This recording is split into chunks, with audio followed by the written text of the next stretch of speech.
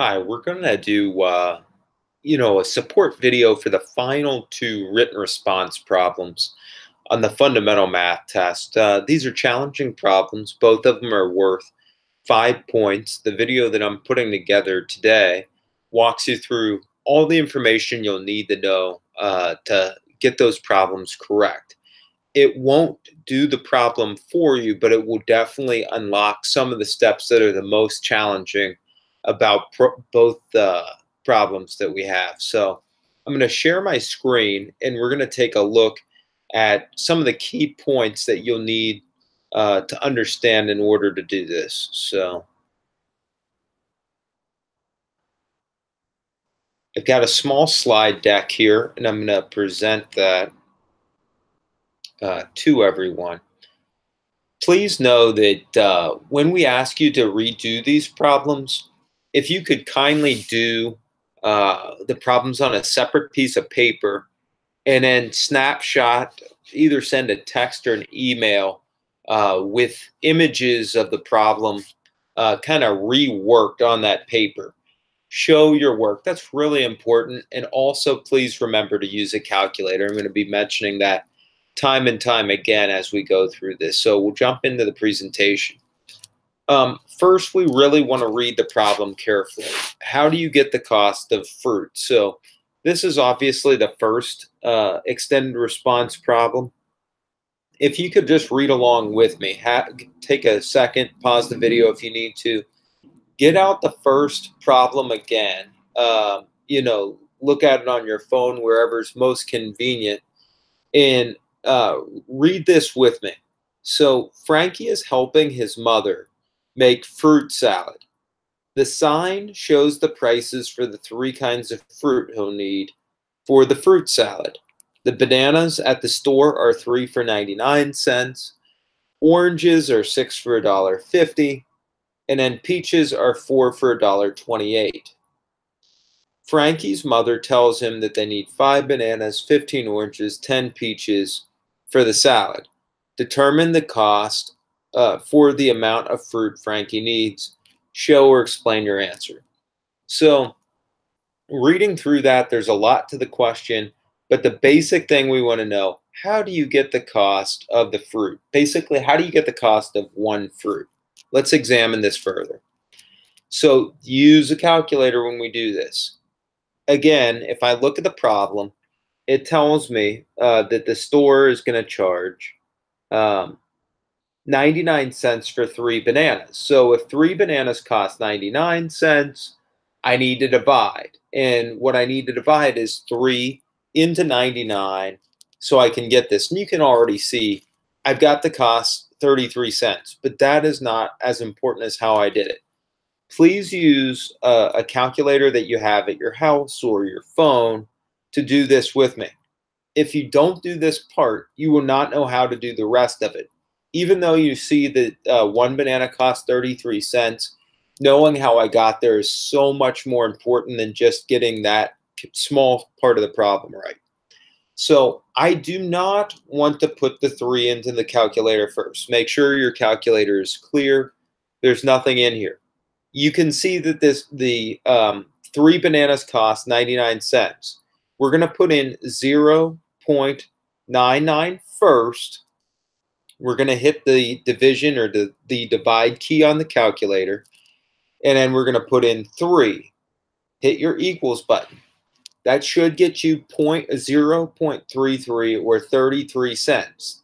That means 1 banana is 33 cents. So if 3 bananas are 99 cents, then if you just wanted to buy 1, it would cost you 33 cents. So again, just to repeat this, when I put the problem into the calculator, I know that 3 bananas cost 99 cents. I'm going to put in the cost of those 3 bananas first, 0.99. Then I'm going to hit the dividing key, hit the division key. Then I'm going to put in the amount of bananas, 3, and then I'll hit equals, 33 cents. Always put in the amount that the fruit cost first. Then hit your division key and then divide by the amount of fruit that the store is saying, that they're going to charge for. And again, that's different for each piece of fruit. Remember, if you were going to do the oranges, for example, the oranges cost $1.50 for 6. So I put in 1.50. Then I would divide by 6 to get the cost of 1 orange. Do not put in the 6 first. You're going to come out with a decimal, and it's not going to be the correct answer. So I put in the amount first. In the oranges example, it's $1.50 or 1.50. Then I'm going to hit my divide key. 6 is the number of oranges that, it would cost $1.54. I'll hit equals, and then that will tell me the cost of 1. Going back to the bananas example, again, remember that it costs 33 cents or 0.33 or 33 cents for 1 banana. So how much would 5 bananas cost? That's how much Frankie needs for his mother's fruit salad. Well, 1 banana costs 33 cents, so we need to multiply that 33 by 5. That's the amount he needs in order to get the total cost of how much the bananas for the fruit salad cost. And as I have in this line, so we multiply, and this is not important, the order, 0.33. You don't need the dollar sign in your calculator, obviously. 0.33 times 5 will get us the cost of the bananas, and that is $1.65. Very important, again, to restate this. We divided 99, or I'm sorry, we divided 0.99, hit our division key, divided it by 3, got 33 cents. That's the cost of 1 banana. Once we knew the cost of 1 banana, which is 33 cents, we multiply that 33 cents by 5 because that's how many bananas were needed for Frankie's mother's fruit salad. We got that total cost of $1.65. We know just one item on this problem so far. That is the cost of bananas. We need to do the same steps for the other fruit that will be in the fruit salad. So we're going to repeat that process. We're going to divide 6 into the $1.50 to get the single cost of an orange. Then we're going to divide 4 into $1.28 to get the single cost of a peach. Then we'll multiply the cost of a single orange by the amount Frankie's mother asked him to get, and we'll do the same thing with the peach. Finally, we'll add the cost of the bananas, which we already know is $1.65, plus the cost of 15 oranges, plus the cost of 15 peaches to get a total cost. There are a number of steps in here, but if you repeat what we did to get the cost of the banana, then finding the cost of oranges and peaches is not very difficult. And I'm going to give you a little bit more information before we go on to problem 2. You know, and again, if you don't write this down, you're going to have a tough time. The bananas portion of the problem's done. That's $1.65 for 5. Make sure that that's on your paper. 5 bananas, and you need to write this out. 5 bananas cost $1.65. Have that on your paper. What you need to find now is the cost of 1 orange and the cost of 1 peach. Okay? How will we get the cost of 1 orange? In our calculator, make sure you hit the clear button and there's no information in there. Hit the A, C, or the C, clear everything out. First, and this is important, first put in 1.50, that's $1.50. Then hit your divide key and put in the number 6. When you hit equals, whatever comes out is the cost of not 15 oranges, but 1 single orange, right? So you have the cost of 1 orange. You'll then need to multiply that by 15 in order to get the cost of 15 oranges. Please note that. Then on our next step, with peaches, make sure your calculator is clear. The first thing you're going to do for the peaches to get that single cost of 1 peach, put in 1.28. Hit the division key or the divide key. Then hit 4, then equals. Whatever is the answer that comes out there, that's the cost of 1 peach. I will take the cost of 1 peach and I will multiply it by 10. After I have that, I can say, I know the cost of 5 bananas is $1.65. I know the cost of 15 oranges is whatever that is. I know the cost of 10 peaches is whatever that comes out to be. I need to add all 3 of those numbers up. The total, by adding each of those 3 numbers together, is the cost that it will be to make Frankie's mother's fruit salad.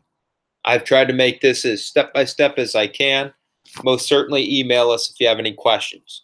That is problem number 1 about Frankie's mother's fruit salad. Let's move on to problem number 2. Problem number 2, and I'm going to read this. I have kind of, again, a breakdown on this slide. We're going to talk about perimeter and area. That's very important. And then I'm actually going to give you the dimensions for one of the rectangular gardens, but you'll have to figure out how to do the second one. But before we jump that deep into it, let's read the problem. This is about a gentleman named Brian. He has 2 rectangular gardens that have the same area but different perimeters. Each garden has an area of 48 square feet, okay? Draw 2 different rectangles with an area of 48 square feet, but with different perimeters. Include the dimensions of your rectangle. Then determine which of your designs requires less fencing and explain. Again, we need to take some time to look at what the problem's asking and figure out each step. In order to figure out this problem, you have to know how to best understand perimeter and how to best understand area. Both how do you get it from the math standpoint and what does it mean just from kind of a practical standpoint. So let's look at the slide deck here. To get the perimeter of a rectangle, we will add up the measurements of each side, okay? I think this is pretty practical.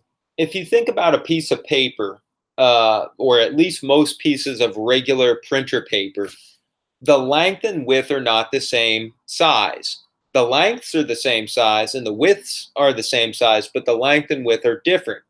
That's what makes a rectangle versus a square, where the length and width would be the exact same size, okay? I have a rectangle here, and this is not a part of the garden problem. This is just an example of a rectangular, we'll call it a box, a refrigerator box. Please do not use 8 by 10 as the dimensions for your problem. I can assure you this will not be right. It will not add up to what we need to add up for the perimeter, and it will not give you the proper area. This is just an example so you can understand perimeter. When we're thinking about this object, it's 10 feet in length by 8 feet in width. You have to think about perimeter like walking around a track, okay? I think a lot of us have gone and done a little bit of exercise where we walk around a track. Usually it's kind of like a rectangular object where you have to walk from one side to the other. You can walk around like a box in this situation. Pretend like you started at the corner of this rectangle. Let's say that we started kind of right at the top area where this 8-foot width begins. If I would walk down this side, I've walked 8 feet. If I walk across this length here, that's 10 feet. If I walk up here, it's 8 feet. And if I walk across again to where I began, it's 10 feet. So I'm walking 8 feet plus 10 feet here, plus 8 feet there, plus 10 feet. So if I walk around the edge, it's 8 feet plus 10 feet plus 8 feet plus 10 feet to get around the outside. And that's the key word, to get around the outside of this rectangle. 8 feet plus 10 feet plus 8 feet plus 10 feet gets me all the way around the edges, or in math terms, it gets me around the perimeter. So perimeter is the measurement of the outside portion of this rectangle. The way to get this is adding 8 plus 10 plus 8 plus 10 together. The total there, when I add all those up, gives me my perimeter. So I have that written out. It's time to add. We add 10 plus 8 plus 10 plus 8, and it equals 36. The perimeter of the example rectangle is 36 feet. Okay, I'm going to jump back here for a second. When you have a rectangular object, if I know that this side is 8, and I'm referring, whoops, I'm sorry. If I know this side is 8, the identical opposite side will also be 8. If I know this side is 10, right here, well, I'm sorry again, then I know the side above it will be 10. The perimeter, I'm sorry, the length and width have to match. If I know one width, I know the other width. If I know one length, I know the other length. They have to match because the rectangular, even though the lengths and widths are different, the two lengths are the same and the two widths are the same, okay? So again, perimeter is adding the outside edges of a rectangle or, whatever your object is. So when I combine the 10 plus 8 plus 10 plus 8, I get 36, and 36 feet around is the perimeter. Area is a little less step intensive, but it looks at something different. You'll find, you just need to multiply length times width to find the area, okay? Area is if our refrigerator box here, we could step inside of it. Everybody's gotten a big box of something in their life. If you went inside the box, the space on the inside, not the outside, is how we determine area. Okay, when you're inside that object, the space in there is considered the area. The way we get it is the length times the width. In this example, we have a length of 10 feet and a width of 8 feet. That's all we need to know to get the area. We don't add it up. We just simply multiply 10 feet times 8 feet, or 10 times 8. And when we do the 10 feet times 8 feet, we get 80 square feet. And that is our area. Again, area is the measurement of the inside of the object, and perimeter is the measurement of the outside edges of the object. You add all four sides to get perimeter. You add the total length of all four sides to get perimeter. You multiply just the length times the width, the length of the object times the width of the object to give you the inside of the object, or the area. Okay? So we're moving on to this. Our problem asks us if our gentleman Brian has a garden that has has two rectangular gardens, and both gardens that he has have a total area, length times width, of 48, but different 48 square feet, but the gardens have different perimeters, then what would the dimensions be? I'll give you the dimensions for one of the rectangular gardens. What if it had a length of 24 and a width of 2 feet? If you multiply 24 times 2, and I can promise you if you put that in your calculator, it will come out, pardon me, to 48 square feet. I ask you, is the area 48 square feet? The answer on this dimension is yes. But think real hard. What would the perimeter be for this? Because you need to find that on your paper. Also, we know that the area is 48 square feet, but what's the perimeter? If this side's 2, then guess what this side is? Maybe 2. This side's 24. What's the obvious thought here? That this side is 24. But what do we do to get the perimeter? Think about that. And also think about two other numbers that when multiplied together give you 48. How do you draw that rectangle? How do you get the perimeter there?